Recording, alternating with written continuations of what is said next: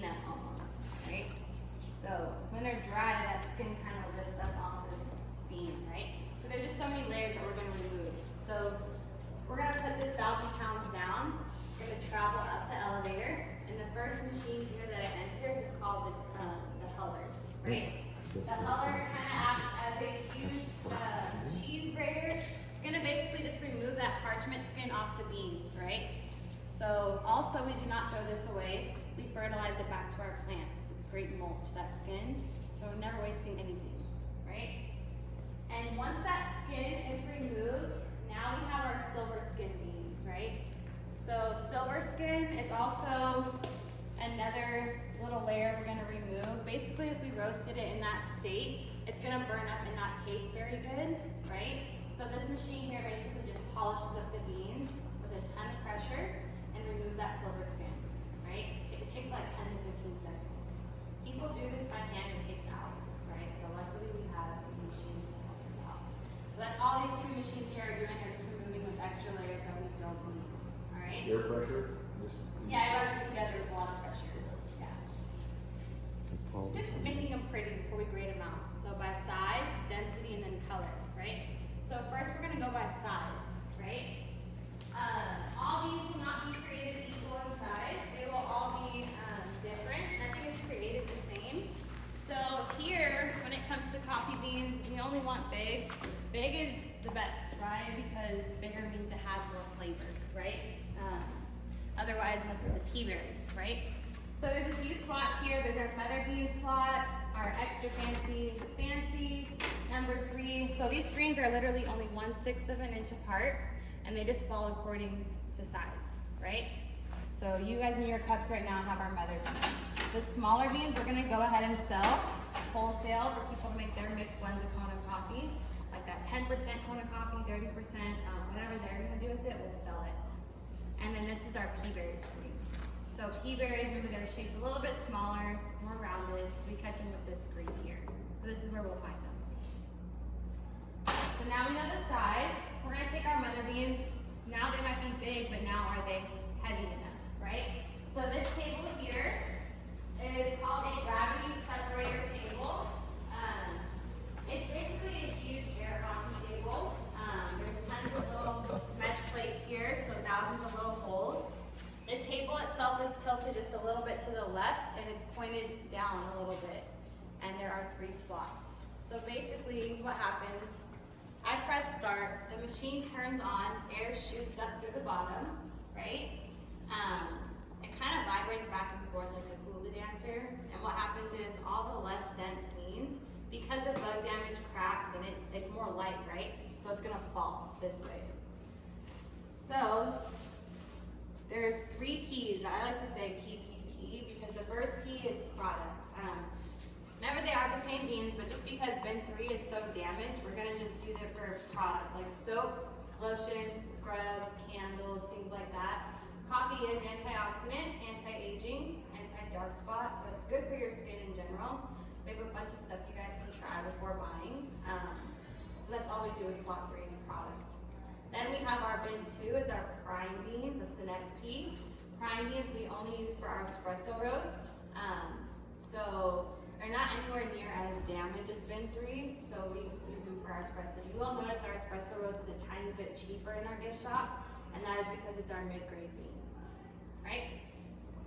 Then our private reserve, that's the next P. You guys can pick that one up and compare the weight difference in bin 3 and bin 1. Our private reserve beans are very uniform.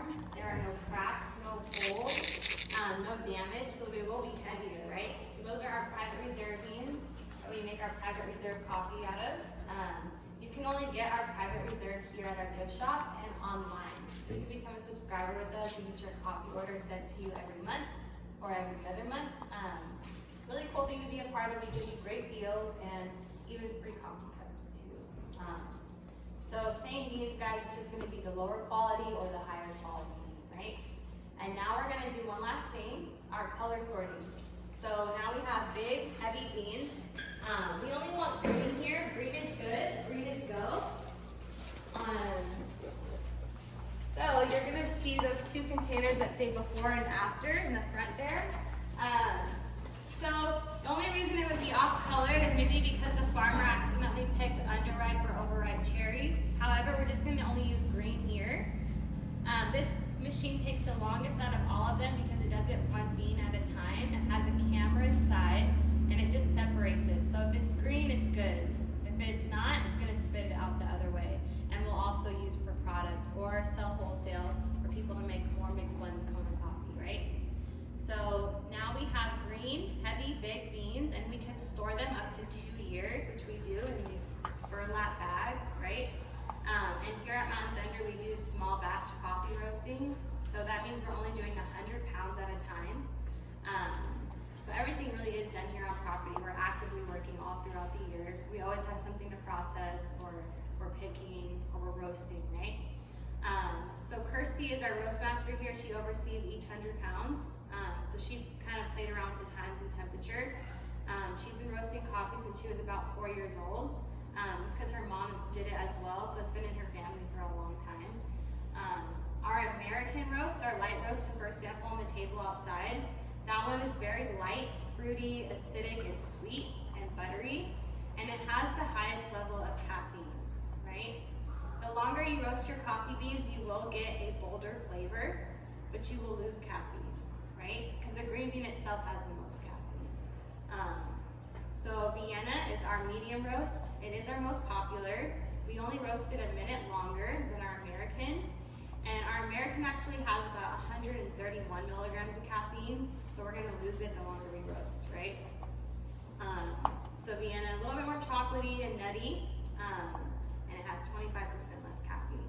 Then our French, that one is dark, bold, bittersweet, has very low acidity, and it has the least amount of caffeine of those three blends, right? My favorite is the black and tan. It's just gonna be a half and half of the American and the French. I normally like French roast, like dark coffee, so it being mixed with the American, when you grind it up and brew it, it creates a great bright and bold. So you get good caffeine, fruity flavor, but then also the bold bittersweet flavor from the French as well. So the times, she does American at 410 degrees at 14 minutes. Then at Vienna, the medium, we do 430 at 15 minutes, so just a minute difference at 20 degrees higher. Our French, we do 450 at 16 minutes, right? Our espresso, we roast it the longest. That one is actually, we used to do it at 20 minutes, but now we do only 30 seconds longer than our French at 10 degrees higher. Why? Because we noticed that over roasting, it was giving it a very burnt taste. So you still get that bold, bitter flavor, and a good amount of oil to pull the espresso shot, but it's not gonna be burnt, right? Yeah, you'll notice the longer you're roasting your coffee, it's gonna get more oily. It's because it's pulling out more flavor, right? But you're losing caffeine, right? We also do pea berry coffee here as well. So our pea berry coffee will be very, very smooth, and it's gonna have just that much more sugar and caffeine. So pea berry, we only do a medium roast and a French roast. And our Vienna pea berry has a lot more caffeine already than our American, which is why we don't do American pea berry. We stopped doing